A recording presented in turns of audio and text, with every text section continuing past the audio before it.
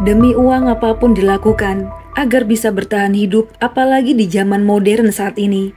Bukan cuma kebutuhan sandang pangan, namun gaya hidup yang gak mau dipandang sebelah mata oleh orang lain membuat beberapa manusia menempuh jalan pintas untuk mendapatkan uang agar bisa tampil wah tanpa harus bersusah payah. Apalagi kalau pelakunya berambisi juga untuk memiliki pasangan. Nah, untuk makan sehari-hari aja udah susah, malah harus nanggung beban orang lain. Jadilah seperti kasus yang akan Mia ceritakan kali ini. Sejoli Dajjal rupanya sudah ada dari bertahun-tahun lalu. Jika beberapa waktu yang lalu, seorang wanita muda membunuh mantan kekasihnya dibantu pacar barunya, kasus ini hampir sama. Yang mana mantan kekasih jadi target buruan, bukan karena sakit hati, melainkan ada suatu hal yang bikin kita geleng-geleng kepala mendengarnya. Nah, buat kalian yang mempunyai mantan kekasih, wajib banget nih nonton kisah kriminal satu ini. Sebelum masuk ke awal cerita, Mia ucapkan terima kasih banyak buat kalian yang udah klik video ini. Siapkan hati dan pikiran kalian agar mendalami kisah ini dengan benar.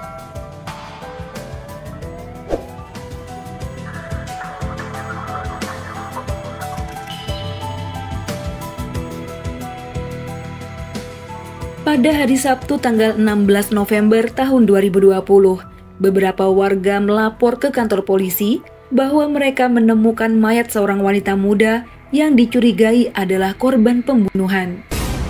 Petugas yang mencatat laporan tersebut bertanya lokasi korban berada. Lantas pelapor itu menjawab keberadaan korban serta berkata jika terduga pelaku juga ada di lokasi yang sama dan tengah dikelilingi oleh warga yang mencurigai mereka. Secepat kilat petugas polisi datang ke lokasi yang tepatnya berada di Dusun Batu Burbar, Desa Pekansawah, Kecamatan Seibingai, Langkat. Rupanya di sana sudah banyak warga yang berkerumunan dan seolah menginterogasi seorang wanita dan seorang pria.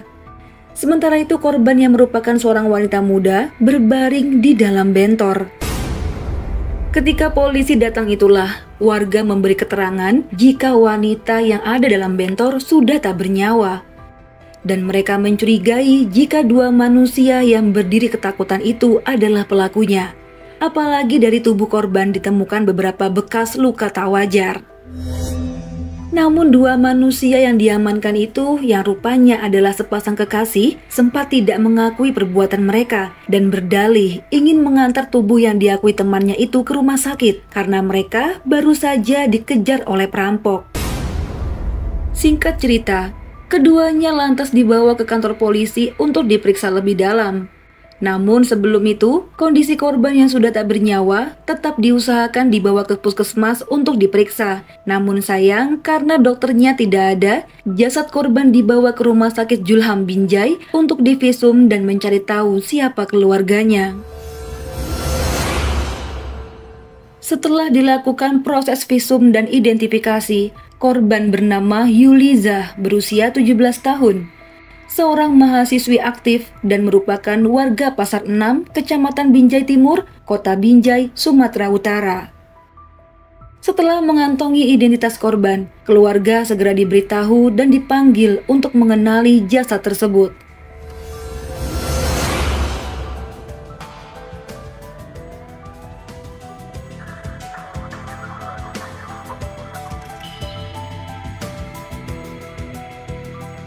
Sementara itu, kedua sejoli yang dibawa ke kantor polisi untuk dilakukan penyelidikan adalah Rian Afrisa berusia 18 tahun dan Syahrul Bariah berusia 19 tahun. Rian adalah seorang pengangguran, warga Kecamatan Binjai Timur, Kota Binjai. Dan kekasihnya Bariah adalah seorang mahasiswi, warga Kecamatan Pangkalan Susu, Langkat. Di depan penyidik, keduanya sempat bungkam mengenai kematian korban. Namun setelah diiming-imingi kalau di sel penjara itu ada selimutnya, mereka pun mulai bersuara dan menceritakan kronologi awal dengan mulut yang gemetar. Setelah 12 November, mereka merencanakan antara RA dan SB demi merampas barang berupa handphone milik korban. Kemudian Jadi begini, tahun 2020 menjadi titik terendah bagi pasangan sejoli ini. Rian yang pekerjaannya pengangguran, bingung gimana caranya bisa bayar kontrakan, juga jajanin kekasihnya. Apalagi saat itu Rian membawa kabur Baria dari rumah orang tuanya. Nah, karena udah kehabisan ide, terbesit keinginan untuk mencuri saja. Namun karena dua-duanya gak ada bakat untuk mencuri, akhirnya mencari jalan pintas lain, hingga terpikirkan satu nama yang akan menjadi target buruan mereka, yaitu korban Yuliza, yang rupanya tak lain adalah mantan kekasih Rian sewaktu SMP. Jadi teman-teman, sewaktu mereka masih berpacaran dulu, Rian pernah membelikan Yuliza sebuah ponsel. Nah, untuk itulah sekarang Rian ingin meminta kembali ponsel yang telah diberikannya dulu. Tapi karena hal mustahil untuk meminta kembali ponsel yang mungkin aja udah rusak atau bahkan udah dijual oleh Yuliza, Rian memutar otak lagi agar bisa mengambil keuntungan lain darinya. Akhirnya aksi Rian dimulai dengan berkomunikasi lewat media Facebook. Entah percakapan seperti apa karena nggak terlalu dijabarkan ya teman-teman. Yang jelas keduanya mengobrol dan bertanya kabar satu sama lain karena udah lama nggak bertemu. Hingga di hari Sabtu tanggal 16 November, tepatnya di siang hari, Rian menyuruh Yuliza untuk main ke rumah kosnya yang berada di Danau Puso, Kelurahan Sumberkaya, Kecamatan Binjai Timur. Entah dengan iming-iming apa ya, atau mungkin cuma sekedar silaturahmi, korban mau aja datang ke sana. Nah, singkat cerita, Yuliza tiba di rumah kontrakan pelaku sekitar pukul 11 siang dengan mengendarai sepeda motor miliknya. Di sana, Rian mengenalkan Baria sebagai pacar barunya, lantas ketiganya mengobrol santai.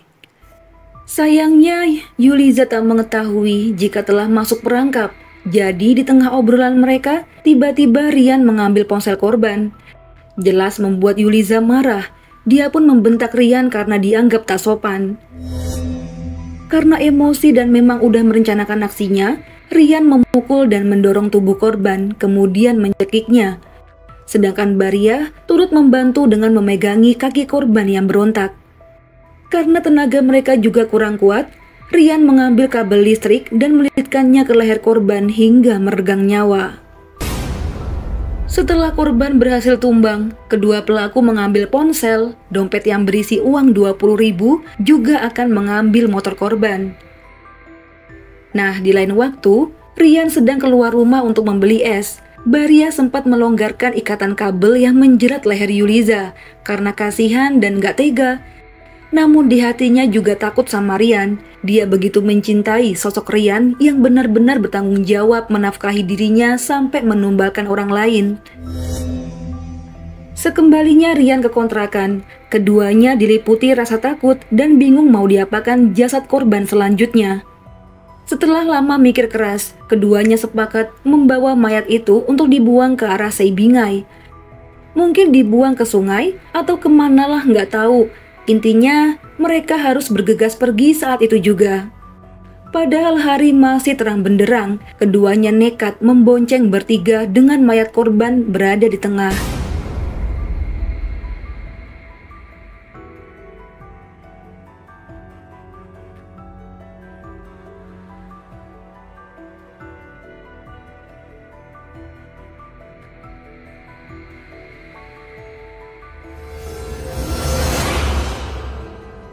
Ketika berada di dusun Batu Burbar, keduanya kewalahan memegangi tubuh korban. Jadilah mereka memanggil bentor dan minta diantar ke arah Seibingai. Saat itulah beberapa warga di lokasi berniat menolong pelaku karena kesusahan menaikkan korban ke bentor. Ya, biasalah sebagai warga yang baik, mereka bertanya pada kedua pelaku mengenai penyakit korban hingga tak sadarkan diri. Lantas dijawab dengan tergesa-gesa oleh Rian jika mereka telah dikeroyok oleh 10 orang yang sepertinya masih membuntuti mereka. Dan tujuan mereka adalah ke rumah sakit. Sementara itu, ketika warga lain yang mengangkat jasad korban, terkejut ketika menyadari wanita itu telah meninggal dunia. Jelas keterangan pelaku jadi aneh. Nah, kejadian ini menarik perhatian warga sekitar yang lebih banyak dan berdatangan ke lokasi.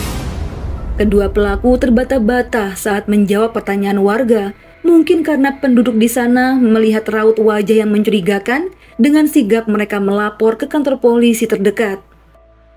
Tahu sama korban itu? Kenal? Tahu mantan-mantan dia? Nggak pernah tahu.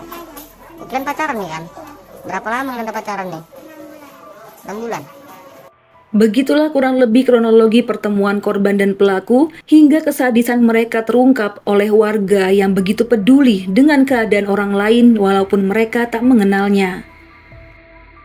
Pelaku yang udah mengakui perbuatannya di depan penyidik berkata sangat menyesali kejadian tersebut. Sementara itu, barang bukti yang berhasil disita antara lain sepeda motor Honda Beat warna putih milik korban, ponsel korban, dompet berisi 2 lembar pecahan 10.000.